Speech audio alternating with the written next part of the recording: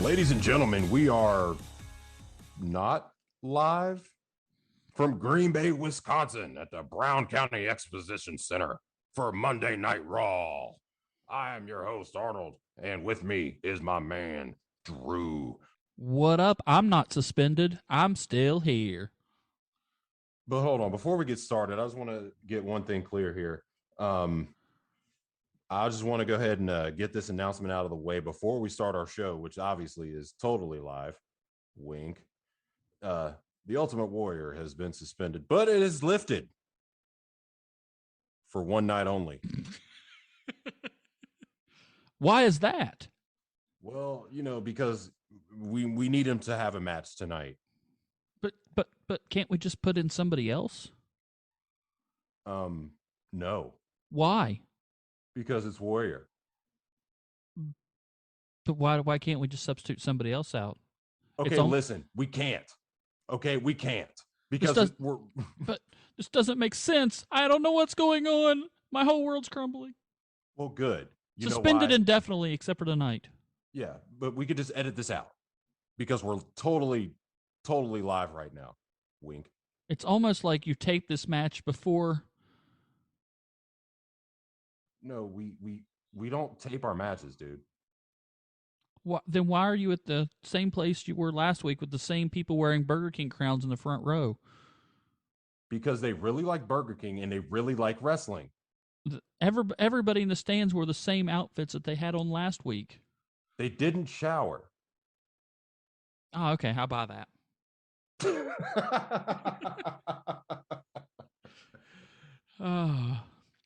Folks, this one's going to be a lighthearted episode. Welcome yes. Welcome to the Attitude Era Review Podcast. Attitude Era Wrestling Review Podcast. Ooh. So this is July 8th, 1996, the day after WCW's Bash at the Beach, and boy, does Vince McMahon get butthurt on this episode. Yes, he does. And Lord does it show. Yeah. So, did you notice the new intro? I did. Yeah, nice little bright new intro. Mm-hmm. Music was fun. But before that, we get a message from Gorilla Monsoon. As Arnold alluded to, we get a message that the Warrior is suspended indefinitely, but for no showing events, too. I mean, they straight up told why he was really suspended. Oh, yeah. They told him exactly why. That's not kayfabe. That wasn't kayfabe. He legitimately no-showed some events over the weekend. Mm-hmm. And much to the dismay of the powers that be, obviously. Arguably one of their biggest draws still at the time. Yep. That'd be like, we're looking at that'd be like in 2001 if Stone Cold and The Rock decide, you know what, we're just going to sit this one out. Only difference is in 2001, you have a hell of a lot more star power than you do in 1996. Yep, exactly. You don't have a lot here. No, you have, granted, no disrespect to anybody else on this card, but realistically at the time, you don't really have too many other people. So no, you kind of need someone like the Ultimate Warrior there to put butts in seats. And as we can figure out nowadays, that this was obviously taped before tonight, and this was the Monsoon, and most of the commentary was redubbed afterwards. Mm-hmm. Because the Warrior is suspended indefinitely, but he's wrestling tonight? Yeah, so that's a little weird, but it is what it is. So we open up at our first match, the aforementioned Ultimate Warrior versus Owen Hart, still wearing the cast on his hand. And they tell us all through the match that Warrior suspended, except for this, He's suspended, except for this. He's suspended, except for this. And if I recall, this was his final match on television. Yeah, on Raw. Until he shows up like 18 years later. This is it. This is it for the Ultimate Warrior. Absolutely. So with the Ultimate Warrior suspended, he's not allowed to compete at the in your house international incident. So Shawn Michaels and Ahmed Johnson have to find a new partner, which they said they found. They're not going to drag out their third man hunt, which is a direct shot at WCW. And let me tell you, WCW drug it out for a reason. It was a much better angle. Much better angle. Granted, they don't have time to drag it out, but saying that they're not going to and taking a shot at your competition when they did it really, really well is kind of cheap, real cheap. Oh, yeah, hands down. And just the simple fact that anybody could read this just based on what you see in the crowd and know that this is obviously going on at the same time as the other Raw did and the Raw before that. And it's just like, I believe they taped them 4 at a time. Yeah. Because I mean, that's what they did with NXT. Yeah. And it was like, I mean, we understand that this is taped. So it's like, why did y'all need to give me all this mess at the beginning? Well, obviously, because you get the international incident and Warrior ain't there. And you're gonna be like, what? But I don't know. It just seemed odd. Yeah, I didn't like it. Michaels is like, we're not going to drag out who our third man is. I'm like, well, the pay-per-view is like a week away, so you don't really have a choice. Right. Right. Exactly. And plus, y'all, yeah, it's like you said, you don't have a choice in this matter. And the simple fact that you probably taped this 2 weeks ago. Like, I mean, yeah, I think this was taped right the day after King of the Ring. Mm-hmm. So McMahon's talking to the match. It's Owen Hart doing what he can with a big dumb idiot who can't work at all. Never wanted to learn, never tried to learn. He was doing the Ultimate Warrior, and that's all he was ever going to do. Yep. But Owen Hart was one of the best workers of all time. He was trying to get what he could out of him, and it was just not working at all. Nah, not at all. Excuse me. And you have, Warrior, the spinning heel kick. I know you saw that. Oh, yeah. Like, it doesn't matter who's throwing it or who's getting it. Unless you're somebody like the Giant or you're obviously going to no-sell that. Or even like if I were to go to try to throw a spinning heel kick against a man like Vader, and it's like in that instance, yeah, you no-sell that. You're a big man. But, I mean, Warrior, he was built, you know what I mean, obviously. But he wasn't a true big man. Yeah, he wasn't like a big man. Like, you had no reason to no-sell that. No, he flat out just, like, the breeze just hitting. Yeah. It's like, oh, what was that? The wind? Like, it was just, I don't know. I was not a fan of the match overall. But, like, I like how Vince McMahon at one point goes, with his looming suspension, how can he focus? And I just wrote down, well, it's almost like he doesn't know about it yet. Right. Yeah, that's the thing. It's funny. Like, that's clever. But, at this point, yeah, it's like this wasn't a thing yet. So obviously he's here. Yeah, he did. So the match goes on, and of course we get the typical Warrior match where he fires up and shakes the ropes and gives the absolute. How long has he been doing this Warrior gimmick since in the WWF? 91, 90, 80, yeah, somewhere maybe 88, 89, somewhere along in there. Whatever. It's 1996, and he still can't throw a clothesline. Right. He has 2 moves that he does. The Warrior throws punches, crappy kicks. He has a clothesline. His comeback is always the same. Clothesline, shoulder tackle, splash. Mm-hmm. He can't throw a clothesline. His shoulder tackle it's flying, so it's more of, I'm going to jump and hope you're in the right spot, and Owen made it look good. Yeah. I mean, his other move is the big gorilla slam press, but that's just, hey, I'm strong, I can pick you up and drop you. That's not really anything he does. No. But clotheslines, what day of the week did you learn that in wrestling school? Day 1, maybe day 2? Yeah, probably day 2. But he never learned. That are the weakest, phoniest looking clotheslines I've ever seen anyone throw. I Oh could yeah. teach my 9-year-old to do that and sell it, and not sell it, but teach her to make it look better. Right. But yeah, he throws clothesline, shoulder tackles. But here comes Davey. Davey gives him the power slam, interferes, DQ. Mm-hmm. And then here's the weird part of this whole thing to me. We get a post-match beatdown on Ultimate Warrior where Davey, Owen, and Vader come and just lay waste to the Ultimate Warrior to the point where he's actually selling something. Write that down, take a picture, save the flavor because it ain't happening anymore. Doesn't happen before this much either. No. And they beat the ever-loving snot out of him. Vader bomb, power slam, shot to the head with the cast, which should have busted him open, but you ain't getting the Warrior to get collar. Oh no. Oh no. No, it doesn't matter if it made sense in the story. But so my point is, they start the show with this suspension angle, and this is taped, so they knew this was the finish of this match. Why not go with some kind of injury hospital angle?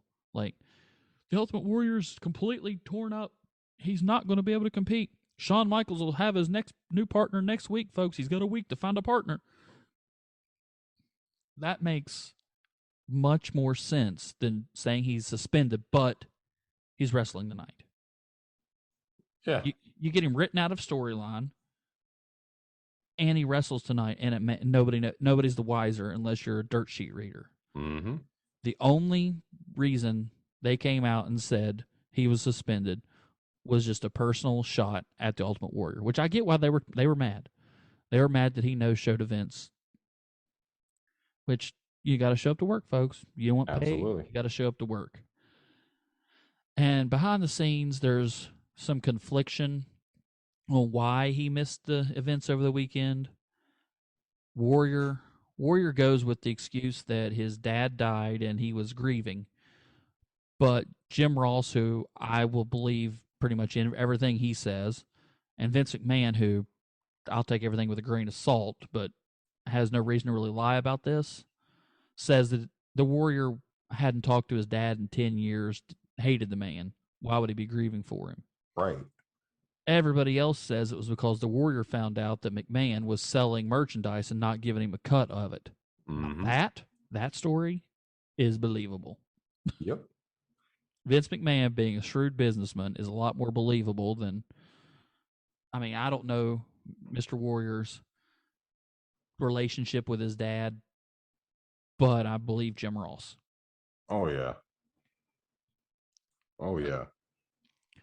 But I still don't understand why they didn't just use the injury angle. I mean, even if you're going to try to embarrass him, it doesn't make sense. It makes your program look stupid. Oh, he's suspended, but we're letting him wrestle tonight. Nah, Bush League. Yeah, this is like, yeah, that's like, I feel like that was something that was done on the fly. It's like crap. Like we gotta figure this out. And, people are starting to kind of, because I mean, if you remember, I believe it was not this past week, but the week before, it was one of the ones where he had the hotline number, and they were like, why do you think, or what do you think about the Warrior being, or Ultimate Warrior being in the WWE or WWF doghouse or whatever, you know what I mean? Yeah. But yeah, they had mentioned that, and it's like, so you kind of already knew then. It's like, okay, so Warrior's in hot water. Like, why is he in hot water? And why are y'all putting this out on USA at the time? Like, why are y'all putting this out here? Because like you said, unless you're reading the dirt sheets or you're one of the very beginning founding members of the IWC, like you're not going to know the ins and outs of what's going on. You're just going to see, oh, Warrior suspended. Oh, snap. Like, this is crazy. And I mean, little did we know, it's like, yeah, this was his last match as talent on Raw or WWE in general until he shows up on Raw in 2013, I believe it was. Yep. This was the beginning of the destruction of the Ultimate Warrior. Mm-hmm. Yeah. And it's like, and I mean, it took him, 18 years to make amends. They were mortal enemies and hated each other. Mm-hmm. He leaves here. He takes off about almost a year, and then shows up at WCW. Yep. For a brief run, and after that, After his WCW run in 97, 98, Mm-hmm. 97, It was like 97, 98, somewhere in there. I think it's toward the end of 97, 98. That's it for the Ultimate Warrior, except for one match in Italy, I believe it was, for somebody gave him a buku of money to have one match where he wins their title and immediately vacates it. That's it. This is the end of the Ultimate Warrior. Oh yeah. This is definitely the end of him in WWE, except for his Hall of Fame induction and death the next night. Mm-hmm. But everything being said, with what went on, now you're going to find this very surprising that I gave this a B+. But that is just because I'm going to give Warrior a little bit of credit. Somebody actually, I don't know how they did it, got him to sell something. I mean, the match itself was okay. Owen looked great. Warrior looked like garbage. The beatdown was nice. It was a nice injury angle. The heels came in and laid waste to the babyface, mm-hmm. which it's probably would have got an A if they would end up playing that instead of the suspension angle. Right. But I guess this put me in a real good mood because I knew this was the last of the Ultimate Warrior. Hey, that's fair. With this one, I gave it a C. Like, it was what it was. And honestly, the fact that they gave us that little precursor before the show even started, and the fact that it's like I said, it seems like they hastily put that crap together. And it's like, well, he's suspended, but he's fighting tonight against Owen Hart. Yeah. And it's like they found out 20 minutes beforehand. Yeah, it's like, he called in. Like if me or you were to call in from our day jobs and we're like, hey, I'm just not coming in, 5 minutes before the bell rings or whatever. And that's what it made it seem like. You have Gorilla Monsoon come out there, or they'll do a little pre-recorded deal, and then like you said, they have to redub over whatever to be like, yeah, he's totally suspended, but just like, we're good tonight, like we're gonna let him perform tonight. Speaking of, sorry to not interrupt, but speaking of the dubbing, did you see the shot where McMahon and who was on Lawler on commentary in the background, and Vince McMahon's just yapping away, and they show a picture of him in the background, mouth closed. I caught it. I mean, it's just a brief glimpse, but it was hilarious because he's just going 90 miles a minute about the Ultimate Warrior, and you could see him in the background, and it just lips closed. I was like, yeah, I'm about to go back and double look and have a look. I was like, I don't think I noticed that. I had to give it a C. It's about a half a second. I could see that. I would probably give it a C if I didn't know that it was making me happy. That I'm not going to have to see him on my TV anymore. Right. I was like, and it's kind of like, and even after they came back from the commercial break, after him getting destroyed by Camp Cornette, I will say, though, the only thing that saved it from getting like a D for me, honestly, was the fact that it's kind of like this, in a way, him getting carried out by the refs out of the ring and whatnot was kind of fitting. Mm-hmm. Like, obviously, because of the beatdown he got, but in a way, it's like he got written off TV. He's gone. Yep. Like, that's it for the Warrior in WWF. And It's kind of, yeah, that's also, like, well, see ya. I also love seeing Vader with the racket he took from Cornette. Oh, that was good. Oh, yeah. But so, yeah, that's what it was. No more burying the Ultimate Warrior for a while till we get to see him on WCW. Mm-hmm. Totally looking forward to that. Oh, boy. So next we have Savio Vega versus Justin Hawk Bradshaw with Dirty Dutch Mantel in his corner. But before Savio Vega can get to the ring, he has a little run-in with our favorite loose cannon, Flying Brian Pillman, who has his crutch and almost hits Vega with it.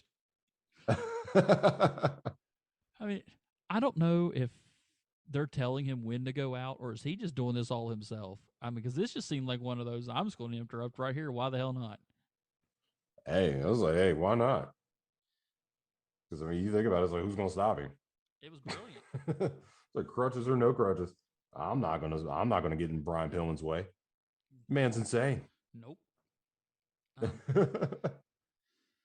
So we get this match with Savio Vega and Justin Hawk Bradshaw, which, if you don't know, is Bradshaw, or JBL, as he later be known.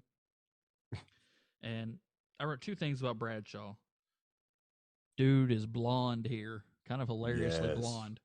Not bleach blonde, but kind of like a natural blonde, and that's just not something we ever saw with him. Mm-mm. And Bradshaw was never a cut, big, muscle down dude, but man, he was flabby around the midsection on this one. Yeah, he was, and that's the kind of cracks me up about Bradshaw, man. He's like, throughout his career, you could tell he was just a big old Texas boy. Mm-hmm.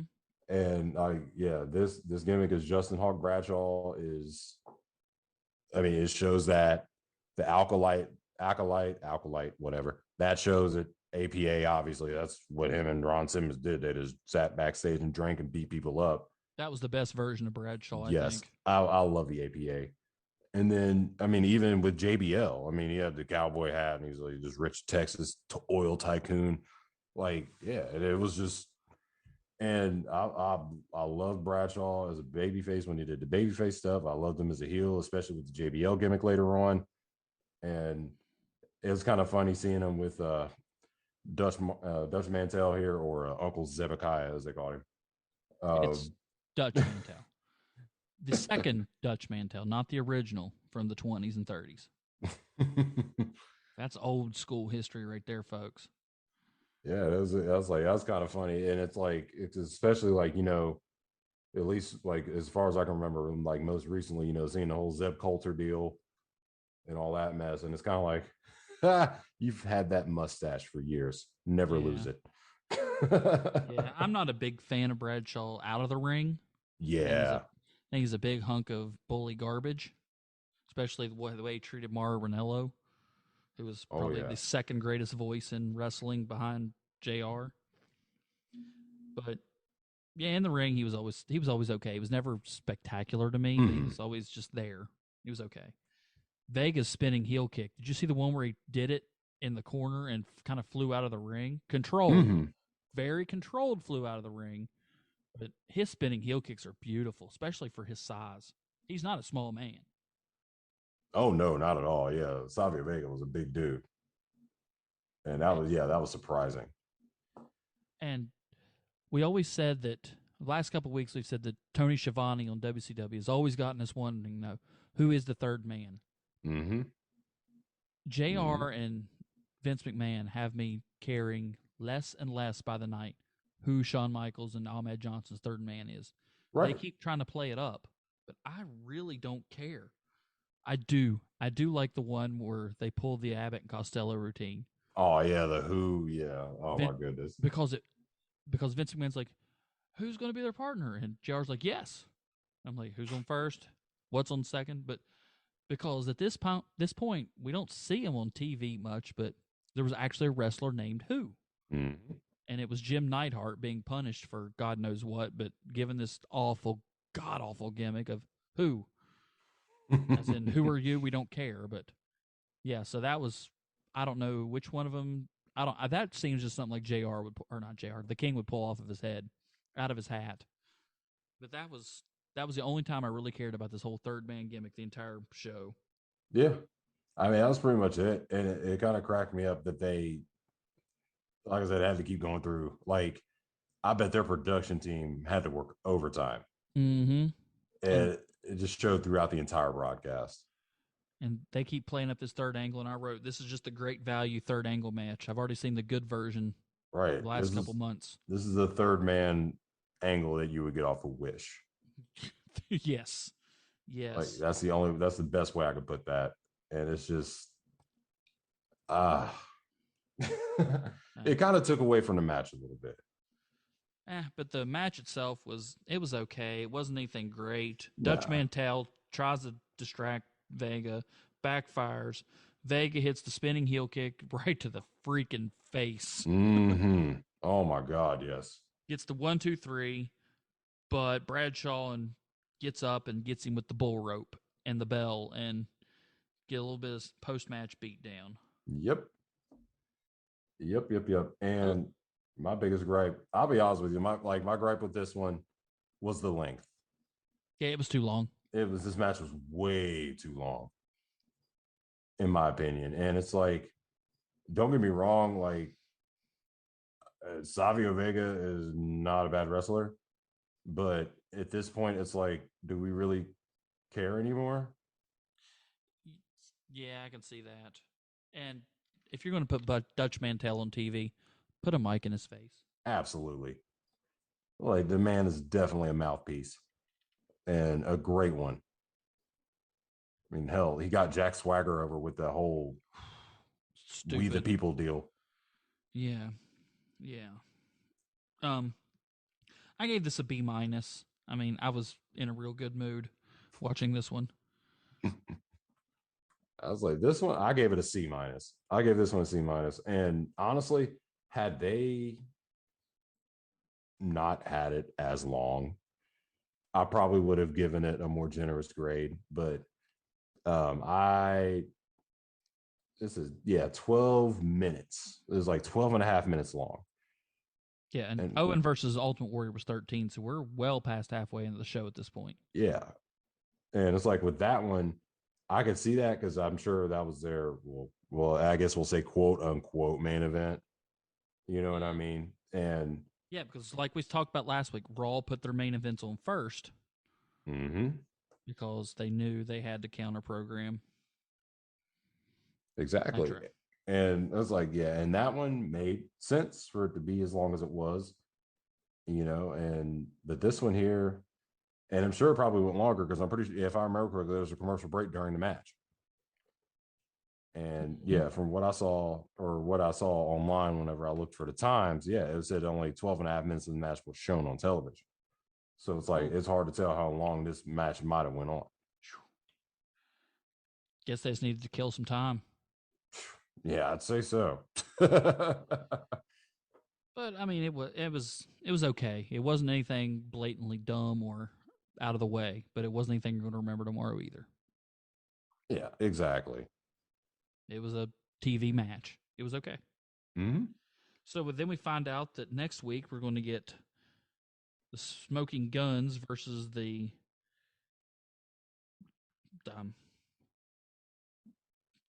Shawn Michaels and Ahmed Johnson in singles competition. Shawn Michaels is going to put his belt up against Billy Gunn, and Ahmed Johnson is going to put the Intercontinental title up against Bart Gunn. Oh, gee, I wonder if either one of them is going to win that match. Oh, I'm sitting on the edge of my seat.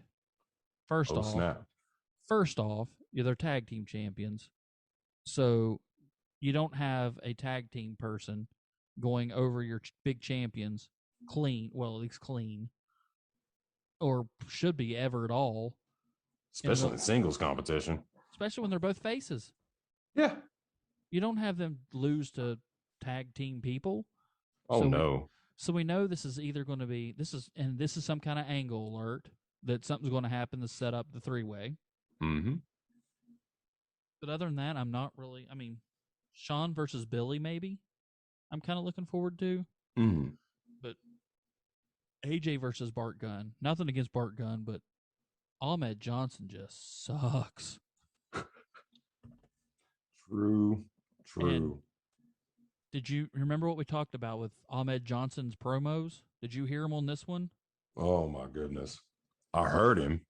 I heard noise. I wonder if I could get it past the being blocked if I recorded it and put it on on Twitter. I might just do the recording of Ahmed Johnson's promo and put it on Twitter for you folks to hear. So you need to follow us. You can do voice and sound on Instagram too, right? A little video. I believe so. I think it has to be like a certain length. Yeah, it's just something. So I'm just gonna do like 5.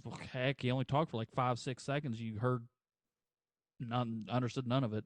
Yeah. So we're gonna put that on Twitter and Instagram later. So follow us on Twitter and Instagram, both at AEWR Pod.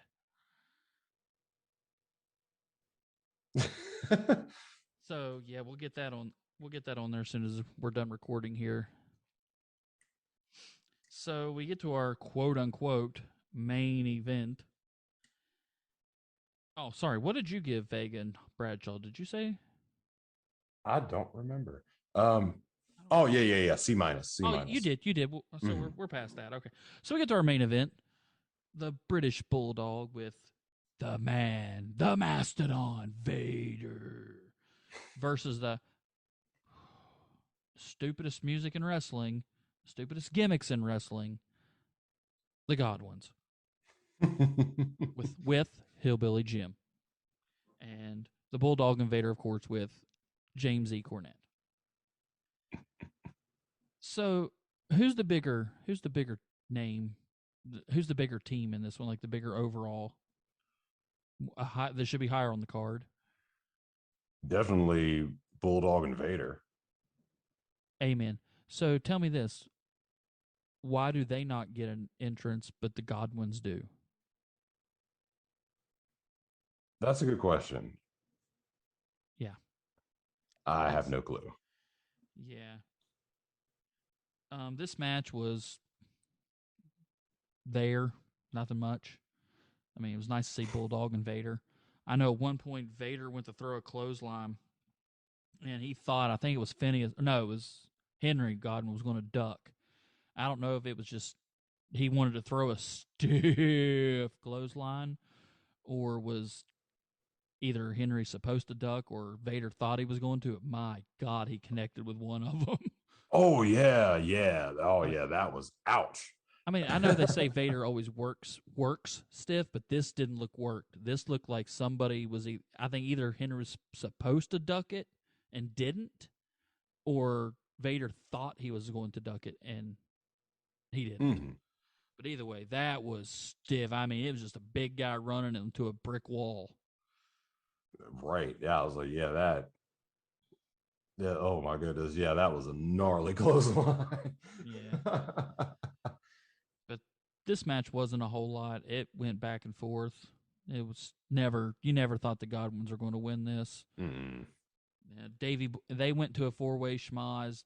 Davey Boy comes out of it with a power slam, 1, 2, 3, which the angle they showed the power slam and the pin, I believe Henry Godwin was sitting there staring at him and never even tried to come break it up.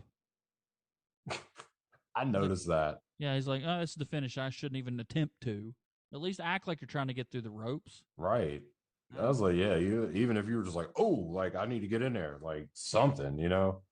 I was like, yeah, I feel like he just kind of corpse there on the apron, and it's like, bro, what? so yeah, I don't know. This one didn't do it for me. It was there. I don't know why. I mean, it was the quote unquote main event, which you're going to turn over. If you're already watching Nitro at this point after Bash the Beach. Oh yeah. So yeah, I gave it a C. I mean, it was there. For me, I gave it a C minus for basically the same reason. It was there. I think, yeah, by this point, most people were probably already tuned in to TNT watching Monday Nitro. And honestly, and I'll be honest with you, for me personally, this is another one that went on a little too long. And a lot of that is because you already think, I mean, Davey Boy Smith and Vader were out there at the beginning of the show beating up the Ultimate Warrior. I'm guessing that didn't tucker them out a little bit, so they let the Godwins look good in the match. No, they don't think that far ahead. You're overanalyzing. They just had to kill some time. You're right, and I think that's what it was. But at the same time, it's almost like Bulldog and Vader were trying to get the Godwins over somehow, but still win. Yeah, it was weird. I don't know. I think they should have just squashed them. Oh yeah, and or it should have been a squash. Give them another tag team. Give them the Body Donnas. Let them squash them. Right. It was like give them the Body Donnas, or even if they were going to use the Godwins, like why not let them do their thing, and then here comes the Smoking Guns, or here comes Sonny, or something like that, and just kind of give it a little bit more oomph to be like, oh, like here's Sonny, so Phineas is all like, and all that, and then boom, power slam, 1, 2, 3. Hey, I'll never say no to more Sunny on TV. Right, as would nobody really. I mean, let's be real. Yeah, but yeah, it was very lackluster to me. But then we get to the big reveal that we've all not been waiting for. The reveal of Sean and Ahmed's third man, which could they have not found a different way to phrase that? Because, I mean, everybody at this point knows that WCW's had this third man angle for a while. It's a cheap, Right. and this is obviously a cheap ripoff. Oh, yeah. Find some other way to call it, like our other tag team partner. This big dumb idiot who apparently softball season's over. Any way you want to word it. Right. And it cracks me up because if you think about it, it's like WWF in this point was just like, well, we see your Lord of the Rings ripoff, and we will raise you this third man deal. I feel like that's what it boiled down to. We've got Warrior, you've got Renegade. We've got King of the Ring, you've got Lord of the Ring. You've got third man, we've got... Who's our third man? We don't know. You built this up over two months? We've built it up over 20 minutes. Ha ha ha! Right. That's what I'm saying. It's like we came up with this on the fly. Y'all had to be secretive. Yeah. Which, yeah. Did it work out? No. So they try to shoot this with Sean on one side, Ahmed on the other, with Ahmed, obviously the bigger dude, trying to hide somebody even bigger than Ahmed behind him. And the second you saw the hair, you knew who it was. You know exactly who it was. There's only one person that has hair like that, and you saw it and like, oh, okay, so it's... But they try to milk it out for a minute. And all of a sudden he turns around and it's McMahon loses his mind. Oh, my. Vince needed a new pair of underwear after this because he got excited. Yeah, he did. Really excited over somebody he probably, fired a year ago? Right. It's like somebody else is like, I mean, he probably had to call him and like beg him, like, please, like, Warrior hasn't been here. We got this whole pay-per-view thing coming up. Please come back. Oh, could you imagine the money he got? Whew, yeah. But not to drag this along any further, if you haven't seen it, which you should be watching along with us. Either watch it before or after our review. I don't care which order you want to go in. Pick which works for you. We always watch it first, then review it, but that's kind of how we have to do it. Oh, yeah. That's kind of how time works. But it's Psycho Sid. Ooh. And he turns around and gives this crazy head-shaking promo, like, that he's crazy. He's crazy. He's all emotional about a match that he's had nothing to do with until 20 seconds ago. And it cracks me up because, like, Cornette's losing his mind, too. And it's just like, what? I ain't stepping in the ring with him. You're going to hear from my lawyer. There ain't no way. That man's crazy. Jim Cornette just put over Psycho Sid in 20 seconds more than, like we talked about on the Nitro review. He did 20 seconds putting someone over better than the Nasty Boys could in 20 years. Ain't that the truth? So this last segment, I didn't care for the build-up or anything of it, but that last 20 seconds of Cornette just losing his mind, I gave this an A. It was wonderful. Yeah, it honestly, like, I gave it a B+. Not because of Cornette at all. Like, nah, that was hilarious. Just he's like, because I mean, that would have been my very same reaction. Like, like, no, I don't want to be anywhere near that man. And that was just amazing. But just the fact is, y'all give us all this build up to basically rehire someone that you let go of a year prior. Mm-hmm. And don't get me wrong, Sid sold his part. Oh, absolutely. Sid sold it. It was good. He legitimately looked like he was nuts. But why is he this crazy over a feud he's had nothing to do with? Yeah. I was like, and it didn't make sense. It was just like sitting at home watching the previous not live episodes of Raw. And it was just like, you know what? I don't like Camp Cornette. I want to beat them up. And then he's just like, oh, yeah, my time to shine.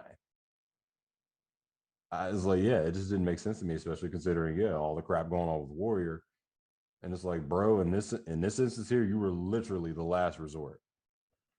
Like they had no choice but to find a third man. And it was like, why not Sid? Yeah, He I didn't. kind of looks like Warrior, I guess. He's got the build, a little taller. I guess they just needed somebody. I don't know. I guess they just needed somebody big. Yeah. I mean, that sounds about right. That makes the most sense. I mean, I can't think of anybody else it could have been. Isaac Yankem, DDS. I guess that. Oh Lord. And I'll be honest with you, if you didn't already know who was going to come out or who it was going to be, you would almost think it would have been him Yeah. because the hair looked kind of similar at first. But then it's like you see the build and it's like, oh no, that's definitely not Isaac Yankem. Yeah. Nope, Psycho Sid. And that's how the show went off the air with Cornette still rambling. They just cut. He's still going off. I'd like to know how long he actually filmed that. I was like, yeah, that was. I was like, yeah, that was raw. That was Raw. That was the end of Raw. It's only an hour, which I actually kind of like. For what it was, I actually kind of enjoyed it. Mm-hmm. Not nearly as much as Nitro, even though it got a better grade, but actually the end saved it. The last segment of not caring the whole show about the third man, and then Sid and Cornette going at it, saved the whole thing for me. Hey, that's fair. So I gave this whole episode, I gave it a B. Okay, I can agree with that. I can agree with that. I actually gave it a B minus overall. So we're close. Yeah, so I was like, we were pretty close in that, and I was like, overall, it wasn't a bad episode of Raw. Like I said, I mean, the Warrior thing kind of already knocks a little bit of the wind out of your sails, but it's like, whatever. Let's see what they got. If you take away the suspension angle and just go with he got beat down and is coming out of it, this is an A for me. This is probably easily an A for me. Oh yeah, and it would have been for me as well. But they had to take their cheap shot at Warrior, and it made the show a little weaker. Mm-hmm. Oh yeah, especially in considering in the match he was already going to get beat the crap. Like they were already going to beat the crap out of him anyway. Camp Cornette was. Yep. So it's like, there was really, y'all didn't have to do that. Y'all could have just let the match go on without Gorilla Monsoon going on to make a statement, without you guys constantly talking about it. Instead of being like, oh, you could have kept probably the same whatever, your commentary. You didn't have to redo it. You could just be like, oh yeah, they're beating up Warrior ahead of their match at International Incident.